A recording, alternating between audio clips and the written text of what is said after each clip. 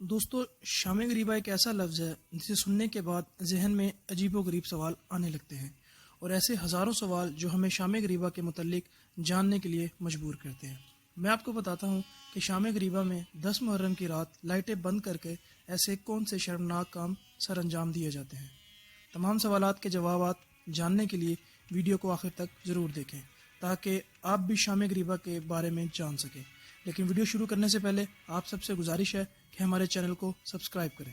دوستو، شام غریبہ کے متعلق ہمیں عجیب و غریب باتیں سننے کو ملتی ہیں، جن میں سے سب سے مشہور بات کہ 10 محرم کی رات شیعہ حضرات امام بارگاہ میں جمع ہو جاتے ہیں، جن میں خواتین اور بچے بھی شامل ہوتے ہیں۔ جب تمام لوگ اس بارگاہ میں جمع ہو جاتے ہیں، اس کو باہر سے تالا لگا دیا جاتا ہے اور پھر ایک شیعہ ذاکر مجلس پڑھنا شروع کر دیتا ہے، اور بارگاہ میں لگی تمام بتیاں بجھا دی جاتی ہیں، اور لوگ ایک دوسرے کی عورتوں کے ساتھ شرمناک کام سر انجام دیتے ہیں، اور اس شرمناک کام کے نتیجے میں پیدا ہونے والے بچوں کو شیعہ ذاکر بنا دیا جاتا ہے۔ دوستو، شیعہ فرقے کے لوگوں کے متعلق یہ بھی کہا جاتا ہے کہ یہ سنی بچوں کو اغوا کر کے ان کا خون اپنی نیازوں میں ڈال کر لوگوں میں تقسیم کرتے ہیں۔ دوستو، یہ تو ہیں وہ باتیں جو ہمیں طرح طرح کے لوگوں سے سننے کو ملتی ہیں، جن کا مقصد صرف اور صرف دنگے، فساد اور لڑائی کروانا ہوتا ہے، لیکن حقیقت پر مبنی ایسی کوئی بات نہیں۔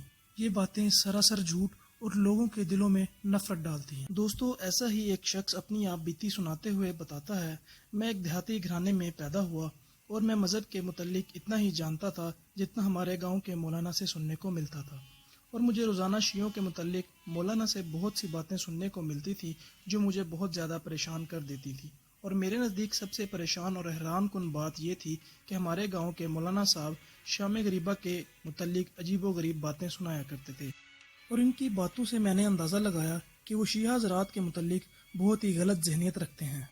دوستو، وہ لڑکا بتاتا ہے، جب میں اپنے اسکول کی پڑھائی مکمل کرنے کے بعد کالج پڑھنے کے لیے شہر گیا تو کالج میں میرے ہم جماعت کا تعلق شیعہ مسلک سے تھا۔ میں نے سوچا کیوں نہ اس سے دوستی لگائی جائے۔ کچھ دن گزرنے کے بعد میری اس سے اچھی دوستی ہوگی، اور ایک دن ہم دونوں کالج کے پلے گراؤنڈ میں بیٹھے باتیں کر رہے تھے۔ اس وقت میرے ذہن میں وہ تمام باتیں چل رہی تھی جو میں نے مولوی صاحب سے سنی تھی۔ آخر کار میں نے ایک لمبی سانس بھری، وہ سب باتیں اس لڑکے سے پوچھنا شروع کر دی تو وہ میری طرف بہت غور سے دیکھنے لگا، اور اس کا چہرہ غصے سے لال ہو گیا تھا، اور وہ غصے میں آ کر مجھ پر ہاتھ اٹھانے ہی والا تھا کہ میری دوستی نے اسے روک دیا، اور اس دن مجھے ایک اچھے دوست کا صبر بھی دیکھنے کو ملا۔ لیکن ان سب باتوں کے جواب میں اس نے صرف یہی کہا کہ یہ سب باتیں غلط اور جھوٹ پر مبنی ہیں، اور اپنی آنکھوں میں آنسو لیے اٹھ کر چلا گیا۔ کچھ ہی دنوں بعد محرم کے ایام شروع ہونے والے تھے۔ اس نے مجھ سے کہا کہ آپ حقیقت معلوم کرنا چاہتے ہیں کہ شام غریبہ میں کیا ہوتا ہے اور لوگ شام غریبہ میں کیا کرتے ہیں۔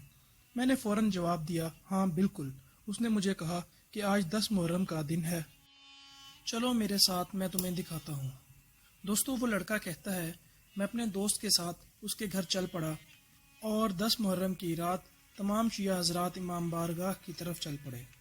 دوستو، میں نے دیکھا کہ لوگ امام بارگاہ میں داخل ہو رہے تھے، اور عورتیں الگ دروازے سے امام بارگاہ میں داخل ہو رہی تھیں۔ دوستو، میرے ذہن میں مولانا صاحب کی تمام باتیں چلنے لگیں۔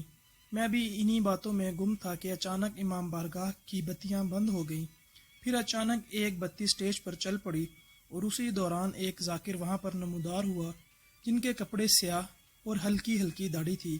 انہوں نے سٹیج پر لگے مائک پر آ کر پڑھا، ان للہ و انا الیہ راجعون۔ ابھی یہ پڑھنا ہی تھا کہ حال میں کہرام مچ گیا، اور ہر طرف سے رونے کی آوازیں آنے لگیں۔ میں حیرت میں مبتلا یہ سب دیکھ رہا تھا کہ ابھی تو ذاکر نے کچھ کہا ہی نہیں، تو یہ لوگ کیوں زور زور سے رو رہے ہیں۔ ذاکر نے بولنا شروع کیا، اے لوگو، تمہارے نبی کا نواسہ شہید کر دیا گیا ہے، اور نبی زادیاں دشمنوں کے نرگے میں ہیں جن کو قید کیا جا چکا ہے۔ اپنی آپ بیتی بتانے والا وہ لڑکا کہتا ہے کہ ذاکر کا ہر جملہ میرے جسم اور دل کو چیر رہا تھا۔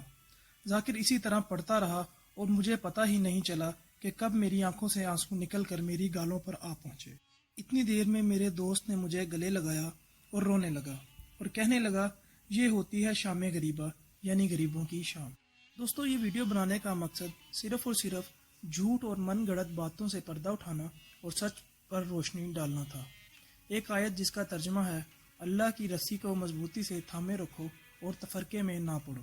مزید ایسی ویڈیوز دیکھنے کے لیے ہمارے چینل کو سبسکرائب کریں تاکہ ہر نئے آنے والی ویڈیو کو آپ تک پہنچایا جا سکے، اور کمنٹ کر کے ضرور بتائیں یہ ویڈیو آپ کو کیسی لگی۔